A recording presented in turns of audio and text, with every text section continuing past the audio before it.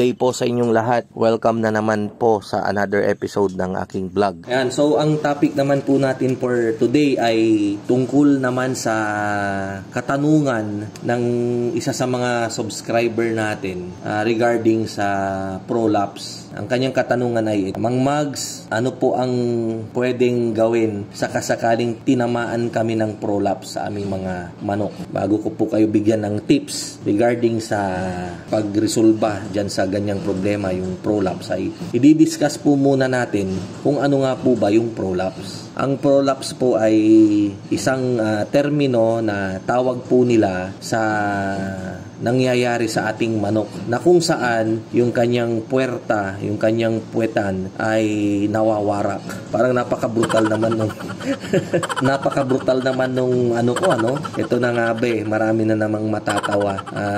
Minsan may nabasa nga ako, okay lang yan Mang Mags, minsan lagyan mo rin ng parang joke daw para hindi palaging seryoso. Tama nga rin, di ba? Kasi minsan parang napaka-seryoso ko po, lalo na kapag yung andun ako sa harap ng whiteboard, yung mga video natin dyan, yung mga old video natin, na pag nagdi-discuss ako ay parang napaka-seryoso natin. Hindi naman po tayo totally na seryoso sa totoong buhay. Ganun lang po yung pinoproject ko sa inyo dahil nakakahiya po yung ganun yung mahirap yung mabash, yung tatawa-tawa ka, yung di ba? Kasi yung mga content po kasi natin more on information. Syempre pag information dapat seryoso tayo diyan. Kaya lang minsan hindi natin maiwasan yung yung may mga joke. Parang yung nasabi ko na di ba? Hindi ko na ulitin. Balikan po natin yung ating dinidiscuss. Ganun po yung prolapse. Pagkasira ng kanilang puwetan. Bakit nasisira? At saan ba nila nakukuha yon? Nakukuha po yan ng ating mga manok kapag maaga po tayong nagpapailaw sa kanila.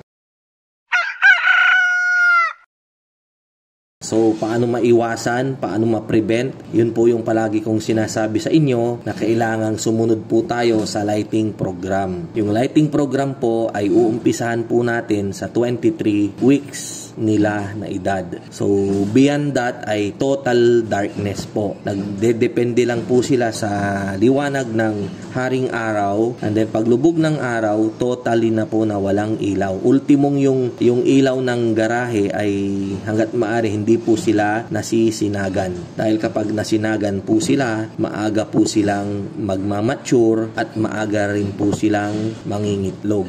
So, pag maaga po silang mangitlog, hindi pa po gaanong kakayanin ng kanilang katawan yung ganong aga ng pangingitlog.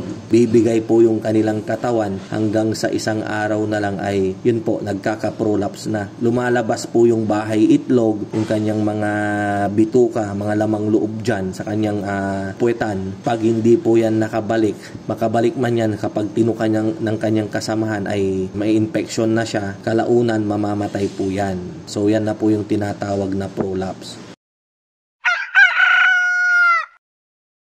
Ngayon, gaano ba katindi yung prolapse? Ayan, ang experience ko po dyan, meron po akong 8,000 heads na manok noon, yung second batch ko. Dahil nag-umpisa po ako sa 2,000 heads, after 4 months, nagdagdag ako ng 8,000 heads. Nangutang po ako ng 3 milyon. Ayan, hindi ko pa po nakwento. Dito lang yan, sa vlog na to. Nangutang ako ng 3 milyon. Ngayon, nung sila ay nasa 18 weeks, 19 weeks na, akala ko po kasi noon, dahil nung baguan pa lang ako, yung katanungan ko na, kailan ba mangingitlog? 18 weeks. Ganun naman tong mga na to, yung mga ahente na to. So, akala ko, sa 18 weeks, sabay-sabay silang mangingitlog. Hindi po ako nabigyan ng specific na information. Akala ko ganun. Kaya naiinip na po ako. Dahil yung sa 2,000 heads ko ngang nauna, sinundan ko talaga yung yung lighting program. Ang tagal. So, gaano nga ba karami yung namamatay sa prolapse na yan? So, yun pong 8,000 heads ko, dahil nga sa minadali kong magpailaw, as early as 19 weeks sila, mabilisan. 1 hour, unang linggo, and then ginawa kong 2 hours, after a week, and then after 5 days, another 1 hour. So, mabilis akong nagpailaw. So, ang nangyari ito na, prolapse, nakatakot-takot. Ang namamatay po yung manok ko, 8 araw-araw. Pinatignan ko po sa vet nung mga time na yon, ang sinabi ng vet ay prolapse daw. So, saan ko nakuha? Yun na po yun. Maagang pagpapailaw.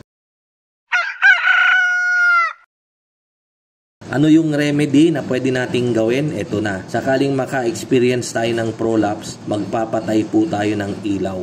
Nang sa ganon, hindi na po gaanong makakakain yung manok natin sa gabi. Anong mangyayari? Liliit yung kanilang itlog. Kasi po, kulang yung kanilang nakain. Yung mga feeds doon sa feeder ay hindi nila masaid, yung mga natira. Lalong-lalo na po kapag ang ipinapakain natin ay mash. Yan. Kapag mash po kasi matagal kainin yan.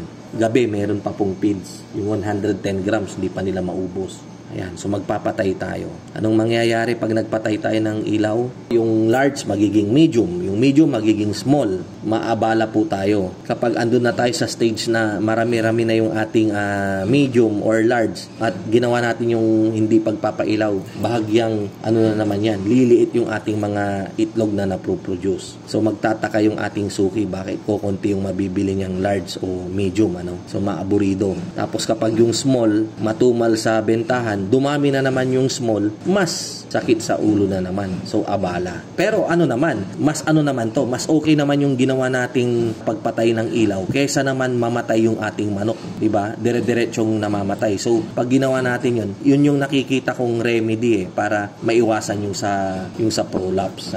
Until isang gabi na lang siguro, isang araw na wala nang namamatay, yun, pwede na nating ibalik ulit yung ating pagpapailaw sa gabi. Pero, habang continuous lang nating wag munang magpailaw. Minsan po kasi talagang nakakaaburido rin. Gusto natin mangitlog na ng maaga yung ating mga manok. Syempre, nagpapakain tayo, gusto nating makabawi kaagad sa ating mga gastusin. Pero minsan sa ganong kadahilanan ay mas napapahamak po tayo. Pag namatay yung manok, hindi na po natin nabawi yung pinambili natin kay Mang Mags or kung sino man tayo bumili.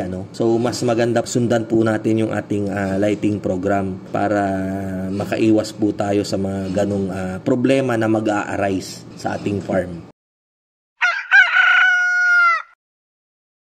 Sana nabigyan ko na naman po kayo ng panibagong idea or tips regarding sa pipe dogging manok. Ayan. So, kita-kita po ulit tayo sa mga susunod nating video. At sa mga may mga gusto pang katanungan at gustong mapaliwanagan tungkol po dyan ay mag-comment lang po kayo dyan sa baba ng ating video para kapag nabasa ko po ay agad-agad po nating sasagutin. Kumbaga, nagkakaroon pa tayo ng mas maraming discussions. Thank you po, thank you. Ito po ang inyong kaibigan, ang inyong kamanukan, walang iba kundi si Mang Mags. Magkape po tayo. Ako po ay nagkakape. Kape po tayong lahat. Thank you po. Mabuhay and God bless.